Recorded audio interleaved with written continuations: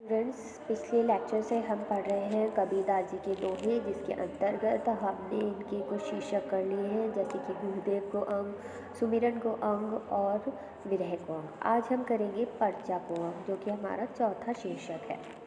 इसके अंतर्गत जो पहला दोहा है वो है, पार ब्रह्म के तेज का कैसा है उन्मान, कहीं में कुछ शोभा नहीं देखिया ही परवान। तो ये जो साखी है, इसके अंतर्गत उन्होंने प्रभु की अनुपम सौंदर्य का वर्णन किया है और कह रहे हैं कि उस परम प्रभु के तेज का वर्णन जो है वो वाणी से नहीं किया जा सकता। ये पार ब्रह्म के तेज का कैसा है उन्मान, कि इतना सौंदर्य है उस तेज में, इतना उसमें मतलब उसको बातों से कहा जा सके ऐसा उसमें सौंदर्य में उसका वर्णन नहीं किया जा सकता, उसके सौंदर्य का उसके तेज का वाणी के द्वारा, क्योंकि जितनी भी बातें कही जाएं वो कम ही रहेगी। ये कहीं भी कुछ शोभा नहीं, कि हम जो भी कहेंगे वो शोभा लायक नहीं होगा, वो उससे कम ही रहेगा हर बार। देखिया ही परवान, कि जो उसे देख ले बस वो ही जो है वही जान सकता है कि वो कितना अद्वितीय और कितना अनुपम है उस ब्रह्म का तेज। तो इसीलिए वो यहाँ पर कह रहे हैं कि वो जो तेज है वो इतना महान है, इतना अद्वितीय है, इतना अनुपम है कि उसे कहा नहीं जा सकता, उसे वाणी से उसे कहना चाहिए एक तरीके से उसकी पूर्ति नहीं की जा सकती है, क्योंकि जितना भी कहा जाएगा वो कम ही रहेगा। जो देखेगा वही जानेगा कि वो कितना अद्वितीय और कितना अनुपम है। तो इस वाले दोहे में इन्होंने बताया है कि प्रभु के सौंदर्य का जो वर्णन है वो नहीं किया जा सकता, ये सिर्फ दर्शन का विषय है। 10 यहाँ पर शांत है, अलंकार विशेषोक्ति है और छंद है दोहा। नेक्स्ट हमारा, अंतरी कवल प्रकाशिया ब्रह्म वास तहाँ होई, मन भवरा तहाँ लुभ दिया जानेगा जन कोई। अब इस वाले जो दोहा है, इसमें कवि ने ईश्वर का निवास स्थान भक्त के हृदय में होने पर भक्त की इस अनोखी जो उसकी स्थिति है, उसकी आनंद अनुभूति है, उसका वर्णन किया है। तो क्या कह रहे हैं यहाँ पर, कि कह रहे हैं कि हृदय में प्रभु दर्शन का जो कमल है, सहस्त्र दल कमल, वो खिल गया है। अंतरी कवल प्रकाशिया, कवल मतलब कमल, अंतरी मतलब अंदर, कि भीतर जो है हृदय में एक प्रभु दर्शन का रूपी जो सहस्र दल कमल है वो खिल गया है, या वो प्रकाशित हो चुका है। कह रहे हैं कि ब्रह्मवास तहाँ हुई, और उसमें जो है ब्रह्म ने यानी कि उस प्रभु ने अपना निवास स्थान बना लिया है। उस जो हृदय में जो सहस्र कमल खिला है, उसमें उस हृदय में जो कमल खिला है उसमें अपना ब्रह्म ने निवास स्थान बना लिया है। मन भंवरा तहाँ लुभ दिया जानेगा जन कोई। कहते हैं कि मेरा मन रूपी भंवरा जो है उस पर पूरी तरह मुग्ध हो गया है। मन भंवरा, मन रूपी भंवरा जो है उस पर पूरी तरह मुग्ध हो गया है, जानेगा जन कोई, कि इस बात को कोई विरला ही जान सकता है, जो इस चीज़ से गुजरे वही जान सकता है कि क्या स्थिति है इस वक्त भक्त के हृदय की। तो परब्रह्म के प्रति इस रहस्य भावना का रहस्य इस भावना का रहस्य जो है कोई विरला ही जान सकता है, हर किसी के बस की ये बात नहीं है। कि जब ब्रह्म ने हृदय में निवास स्थान बना ले तो भक्त के हृदय की दशा क्या होगी वो कोई विरला ही जान सकता है, उसका वर्णन करना बहुत मुश्किल है। तो यहाँ पर जो है प्रस्तुत दोहे में कमल और भंवरा दोनों को प्रतीकात्मक रूप में इस्तेमाल किया गया है, जो कि योगियों के सहस्त्र दल कमल की साधना का आभास कराते हैं। क्योंकि हर एक के बस का नहीं है कि जो ब्रह्म को इस तरह से अपने हृदय में बसा ले और सिर्फ उसी के चारों ओर चक्कर काटता रहे, उससे दुनिया से कोई लेना देना ना हो, ये कोई विरला ही कर सकता है। तो इसे कहना चाहिए योगियों के बस की बात है। तो उसी साधना का यहाँ पर इन्होंने आभास कराया है। अलंकार यहाँ पर रूपक है, साम रूपक है और रूप का अतिशयोक्ति है। साथ ही छंद तो दोहा ही है और रस हमारा शांत है। नेक्स्ट है, व्यंजय प्रेम प्रकाशिया जागिया जोग अनंत, ससा खूटा सुख भया मिलिया प्यारा कंत। यहाँ पर भी इसी तरह की बात कही है उन्होंने।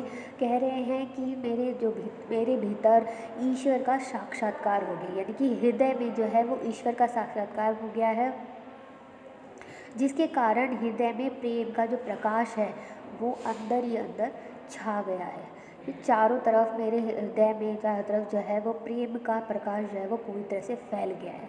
क्यों? क्योंकि जो योग है जिससे ये सारा कार्य हुआ है, ब्रह्म से साक्षात्कार हुआ है, वो जो है मेरे हृदय में उपस्थित हो गया है। ये जाग्या योग अनंत की जो योग साधना है उस अनंत योग साधना की वजह से ही ऐसा संभव हो पाया है।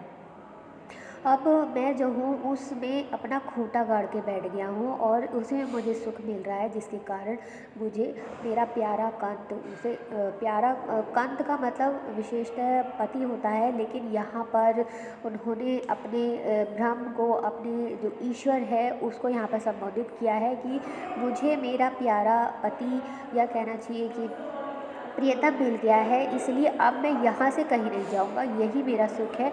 तो मैं यहाँ तो खूंटा गाड़ के बैठ गई हूँ, जिसका कारण है वो अनंत योग साधना, जिसकी वजह से मुझे ईश्वर का साक्षात्कार हुआ है और मेरे हृदय में चारों तरफ जो है वो प्रकाश ही प्रकाश छा गया है।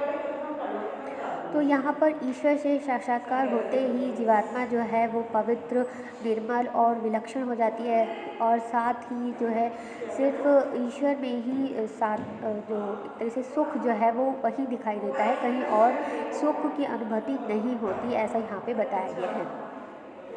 कि एक बार जो ईश्वर की साक्षात्कार हो जाए, सुख की अनुभूति हो जाए, उसके बाद किसी और में सुख जो है वो दिखाई नहीं देता, महसूस नहीं होता। और साथ में यहाँ पर उन्होंने रूपकातिशयोक्ति और अनुप्रास अलंकार का यहाँ पे प्रयोग किया गया है। छंद है दोहा और रस है शांत। अगला है हमारा पानी हीते हिम भया, हिम रह गया बलाई, जो कुछ था सो भया, अब कछु कहा न जाए। यहाँ पे थोड़ा सा इन्होंने रासायनिक जो परिवर्तन है उसके बारे में कहा है, बताया है, उसके माध्यम से अपनी बात कही है। कहते हैं कि जैसे पानी से बर्फ़ बनती है और बर्फ़ गलकर पुनः पानी के रूप में बदल जाती है। ये पानी हीते हिम बया, हिम है गया बलाई, कि पानी से बर्फ़ बना और बर्फ़ जो है वो पिघल गया, पिघल के क्या हो गया? बर्फ़ हो गया। तो जो कुछ था सोई भया, कि जो कुछ था वही हो गया, अब कछु कहा ना जाए। इसके आगे अब और हमें कुछ नहीं कहना। का मतलब क्या है? कहने का मतलब यह है कि ब्रह्म से ही जीवात्मा बनती है और मृत्यु के पश्चात फिर उसी ब्रह्म तत्व में लीन हो जाती है। इस प्रकार जल की तरह वह भी परम तत्व सदैव ही रहता है, चाहे उसका रूप कुछ भी हो जाए। तो इस रहस्य का वर्णन करना अब आगे असंभव है। तो जो कुछ कहना था उन्होंने कह दिया कि ब्रह्म ही सदैव रहता है, इसके अलावा और जो कुछ भी है वो सब बेकार है। तो यहाँ पर इन्होंने एक तरह से दार्शनिक चिंतन की बात की है और कबीरदास जी ने रहस्यवादी ढंग से प्रकट किया है कि जीवात्मा और परमात्मा दोनों एक ही हैं। और यहाँ पर रस शांत है, भाषा पंचमेल खिचड़ी है, और साथ में जो अलंकार है वो है अनुप्रास, साथ ही गुण जो है वो दो प्रसाद है, छंद हमारा दोहा है और रीति हमारी पैदर्मी। अगला है जब मैं था हरि नहीं, अब हरि है मैं नहीं, सब अंधियारा मिट गया जब दीपक देखे माई। यहाँ पे मैं से जो मतलब है वो अहंकार से मतलब है। यहाँ पे अपने अस्तित्व की बात नहीं हो रही, यहाँ पर मैं का मतलब अहंकार का है। कहते हैं कि अहंकार से मुक्त होने पर ही मनुष्य को ईश्वर प्राप्त हो सकता है, क्योंकि बिना अहंकार से मुक्त हुए बिना ईश्वर की प्राप्ति नहीं हो सकती, ऐसा इन्होंने यहाँ पर बताया है। क्या कह रहे हैं? कबीरदास जी कहते हैं कि जब मेरे हृदय में अहंकार था तो प्रभु मेरे लिए प्राप्य नहीं थे, अलभ्य थे, और जैसे ही मेरा अहंकार नष्ट हुआ मुझे प्रभु के दर्शन हो गए। जब मैं था हरि नहीं, यानी कि जब मुझ में अहंकार था तब मुझे हरि की प्राप्ति नहीं हो सकती थी, और जैसे ही मैं अहंकार से मुक्त हुआ, हरि ही हरि हैं और कोई वहाँ रह नहीं सकता। सब अंधियारा मिटी गया जब दीपक दिखा माही। तो ज्ञान रूपी दीपक से मेरे हृदय का जो अज्ञान है, अज्ञान रूपी जो अंधकार है वो सब मिट गया है और अहम भाव दूर होते ही मुझे परमात्मा के दर्शन हो गए हैं। तो उनका कहने का मतलब है कि जब तक अहंकार होता है तब तक ईश्वर नहीं मिल पाते। तो इसीलिए प्रभु की कृपा के लिए अज्ञानता और अहंकार से मुक्त होना आवश्यक है। काव्यगत विशेषताएं इनकी वही है, रस, भाषा, छंद और गुण सब पहले के दोहे के जैसे ही है। अगला है मान सरोवर सुभर जल, हंसा केली करार, मुक्ता हल मुक्ता चुगे, अब उड़ी अनंत न जाही। अब यहाँ पर इन्होंने काया योग का वर्णन किया है और कह रहे हैं कि ब्रह्मरंध्र रूपी मान सरोवर में मुक्त जीवात्मा रूपी हंस जो है वो स्वच्छंद विहार करते हैं और प्रचुर मात्रा में मोती चुगते हैं। अब और ये हंस जो है अब यहाँ से कहीं और उड़कर जाना नहीं चाहते।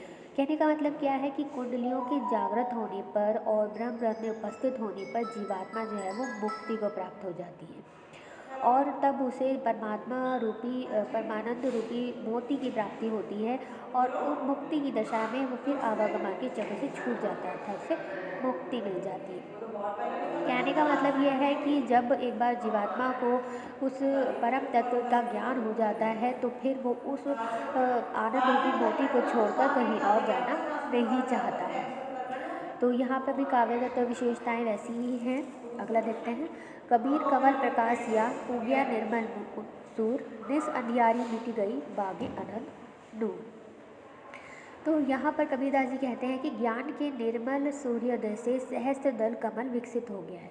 इसमें जीवात्मा के अज्ञान की अंधकार रूपी जो काली रात्रि है वो समाप्त हो गई है। यह कबीर कवल प्रकाश या उगया निर्मल सूर्य की अंदर जो है वो सूर्योदय, ज्ञान के निर्मल सूर्योदय के कारण जो है प्रकाश हो गया है और जिससे जो सहस्त्र दल रूपी कमल जो है वो विकसित हो गया है। और कहते हैं कि इससे जीवात्मा के अज्ञान की जो अंधकार रूपी जो काली रात्रि थी वो समाप्त हो गई है और जिससे ब्रह्म की प्राप्ति के बाद अनहद नाद की तुरही बजने लगी है। बागे अनहद नूर, अनहद नाद की तुरही बजने लगी है। तो इसके अंतर्गत भी आपकी काव्यगत विशेषताएं वैसी ही हैं जो पहले वाले दोहे में थी। तो आज के लिए इतना ही। Thank you.